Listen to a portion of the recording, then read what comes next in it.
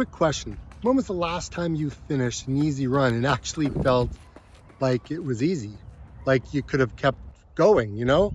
Weren't breathing hard. You weren't tired for the rest of the day. When was it? Look, if you're struggling to remember, I get it. I was there the same as you a number of years ago. I'd go out for what I told myself was a recovery run.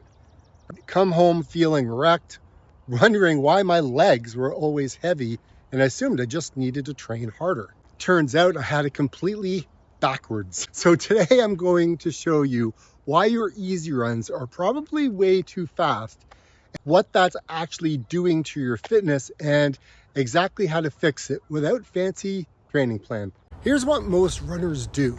They have one speed, maybe two. There's race pace when they're really trying. And then there's easy, which is just slightly less trying. And then there's the middle zone, that gray zone where you're working really hard enough to feel it, but not hard enough to actually build speed. That's where most recreational runners spend most of their time, me included. That was, however, till I figured things out. I ran like that for many years, and I ran on and off for a decade now. For the first half of it, I was running why I wasn't getting faster, why I kept getting injured, and why running sometimes felt like a chore. The problem is that gray zone training is the worst of both worlds. It's too hard to let your body recover and build the aerobic fitness, but it's not hard enough to actually improve your speed or a lactate threshold. You end up constantly tired, constantly mediocre, and constantly wondering if you're just not built for this running sport. I'm gonna tell you, you are built for it. You're just running at the wrong effort. I know, because I was there. Let's talk about what actually is happening in your body when you run. You have two main energy systems. Your aerobic system, which runs on oxygen and burns fat as fuel, and your anaerobic system, which kicks in at higher intensities and burns a lot of carbohydrates. For half marathons and trail running, which is a lot of what I cover on this channel, you are almost entirely reliant on your aerobic system. It's your engine. The problem is, most people's aerobic engine is underdeveloped, and that's because they've never trained it properly. Building an aerobic fitness requires running at a low intensity enough that your body stays in that fat burning, oxygen fueled zone. The moment you push too hard, even a little, you drift into anaerobic territory and that stops developing your base. Building that base and start accumulating fatigue. So how do you know when you're in the right zone? This is where heart rate training comes in. Heart rate training, I'm going to tell you, is the honest measure of effort. Your pace, it means nothing on its own. A hilly trail run at 7 minutes per kilometer is completely different from a flat road at 7 minutes per kilometer. Hey, I'm David. I'm the plant-powered runner, and I've been using the MAF Test method on and off for about 5 years now. And I have to tell you, it really works, and I really want to encourage people to use this method. I've gotten 3 minutes faster per kilometer, and I've run an ultra marathon just by using this method. So I know it works all the way from 10K all the way up, so give it a try. Here's a formula for finding your aerobic threshold, and it comes from Dr. Phil Maffetone. It's called the MAF formula, maximum aerobic function. And the base version is 180 minus your age. So if you're 35 years old, your MAF heart rate is 145. There are adjustments. If you are new to running, recently injured, or even very experienced. But that's just the starting point. Zone 2 training, which you'll see talked a lot about in endurance sport right now, refers to roughly the same intensity. The exact numbers vary depending on which model you use, but the idea is the same. Keep your heart rate low enough that you're comfortably in your aerobic zone. If you keep your runs under that number consistently over time, you build a bigger, more efficient aerobic engine. Now here's the part that nobody warns you about. When you first start running to your MAF heart rate, it will feel embarrassingly slow. I'm talking slower than you think. is even useful. You might have to walk up hills to keep your heart rate down. People might pass you. Your GPS watch will show that you're really slow, and maybe you should be ashamed of what pace you're running at. My own MAF pace, when I first started this properly, I'll just say it was like 8:34 per kilometer. It was really slow. And I'll tell you, I didn't know if it was going to work. My own MAF pace, when I started this properly, I'll just say it was about 2 minutes per kilometer slower than I thought my easy pace was.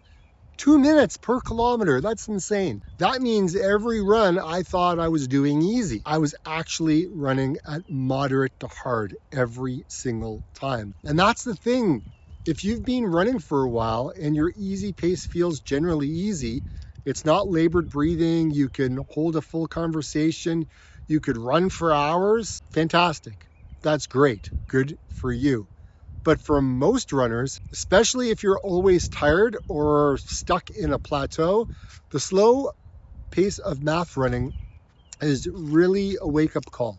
The first few weeks, you literally feel wrong. You'll feel like you're not doing enough and you should be doing more. You'll be tempted to push. But the thing is, don't. The adaptations happen over months, not weeks.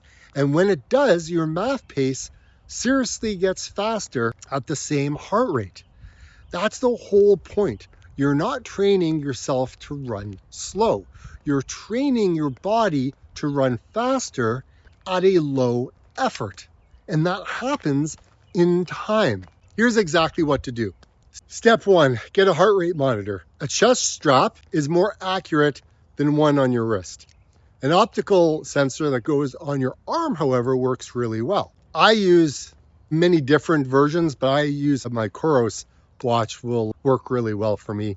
And I've got the band that goes on my arm that works well. Plus I got a polar chest strap, and that I find works extremely well. Step 2 is to calculate your MAF heart rate. Take 180, subtract your age, and then adjust 5 beats if you've been injured, sick, inconsistent training. And keep it the same if you're maintaining consistent training with no issues. Add 5 if you've been training consistently over 2 years and are making progress. That's going to be your ceiling, and don't go above it on your easy runs. Step 3, go for a run and keep your heart rate under that number. Your first time doing this will probably feel like you're barely moving, seriously, but it's okay. Walk if you have to, if you need to. The goal is to stay under the number, not to run at a certain pace. Don't look at pace means nothing. Step 4, do the MAF test once a month. This is how you track your progress to see if you're improving. Find a flat route, ideally on a track, and run a set distance, maybe 5 kilometers or 10 kilometers or whatever you feel comfortable with at your MAF heart rate. Do this every 4 weeks. Over time, your pace at the same heart rate should get faster. That's your aerobic system improving, and that's the whole game. And here's the beauty of it. For a half marathon and marathon training, when race day comes and you push into higher intensities, you've built a massive aerobic engine underneath you. Everything feels easier. You hold your pace longer, you recover faster in between sessions, and it's a good place to be. I know, I've seen it, I've done it, and it's amazing. And I encourage others to try it, give it a chance, because it really does work. So look, I want to hit you on a few things here. I know you're probably thinking, won't I get slower? Well, yeah, you are. You are going to run slower, but with consistency, right? With dedication, with discipline, you will get faster over time. So 3 to 6 months, I would say build that base, because it does work. Isn't it going to take a long time to build an aerobic base? How long does it take? Yeah, it's going to take a while. It's not as easy as going out and running, for 2 weeks and you're going to see the results. It's going to take a period of time of constantly putting in, the time and effort It's not something that's simple. You have to be dedicated to the method, because if you're not, trying to get your volume or your time on feet is going to be a challenge, because that's where the results come. It comes from running slow for long periods of time. Don't I have to run fast to get faster? Like, what about speed work? That's always a big one that comes up. So here's the thing. You can't build a house without a solid foundation. Otherwise it comes crashing down. Same thing goes with running. So if you try to run at those high intensities all the time, eventually you're gonna get burned out, you're gonna get sick, and you'll probably get injured. And building speed work on a poor aerobic foundation is not really the way to go. And look, don't take my word for it. Look at what the elite athletes do, right? You may not think when they run slow, it's actually slow. Your frame of reference has to come into play. Isn't this method just for beginners? No, it's not just for beginners. Here's the thing, it's for everybody. I don't care if you've been running for years. This is an amazing way to build that solid aerobic base that will help you get faster, stay out of the injury box, and improve in your running. Are you going to do this forever? No. Here's the thing. Training continuously at these slow efforts really helps. Now, there reaches a point where exclusively running this slow eventually stops paying off. You stop getting faster. And what I mean by that is your body adapts. Your body will hit a plateau where all of a sudden you're not seeing the results anymore.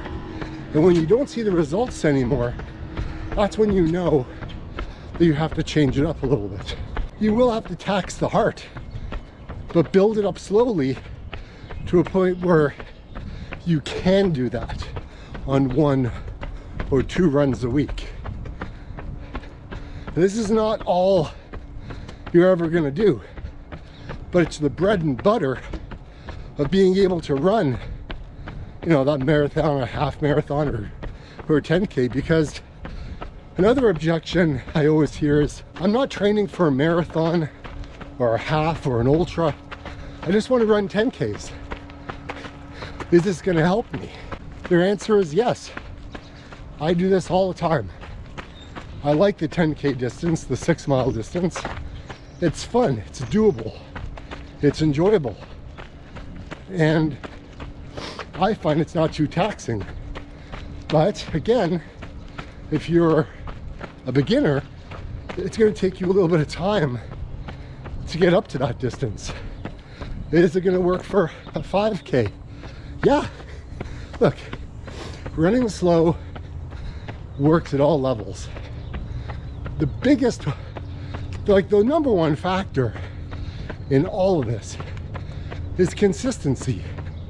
If you're not consistent in running, then it doesn't matter whether you're going fast or slow, it ain't gonna work, right?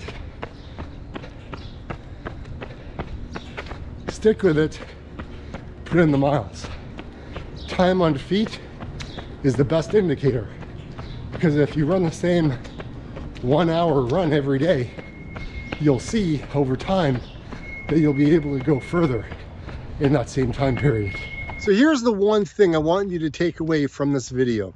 Your easy runs should actually be easy. Not kind of easy, not manageable, actually genuinely, conversationally easy. If they're not, you're training in the gray zone and you're leaving a lot of fitness on the table. This week, try one of your runs with heart rate capped at your MAF number. Just one. See what your pace looks like and drop it in the comments. I want to know what you discover on your run. And if you want to see what happens after doing this consistently for like 90 days, I've got a video on that too. The link is below. One awesome benefit that a lot of runners may want to know is running this slow actually burns fat. And as you burn the fat on your own body, you get faster because you don't have to carry all that extra weight. Your blood doesn't have to pump through all of that. It really isn't, and it works beautifully. However, if you run fast all the time, you may find yourself doing a lot of snacking after your run. You may be ravagingly hungry. You may want to like eat everything in sight. That isn't what happens when you run slow. When you use this MAF method or zone 2 or Cavarvin and formula or any of this stuff, you don't get hungry. Like, you just don't. It's nice because you're not burning through all your carbohydrates and then having to replenish them. You just burn your fat. And to be quite honest, if you got weight to lose like I do, yeah, it's not a bad thing. Thanks for watching. And like I always say, get out and run.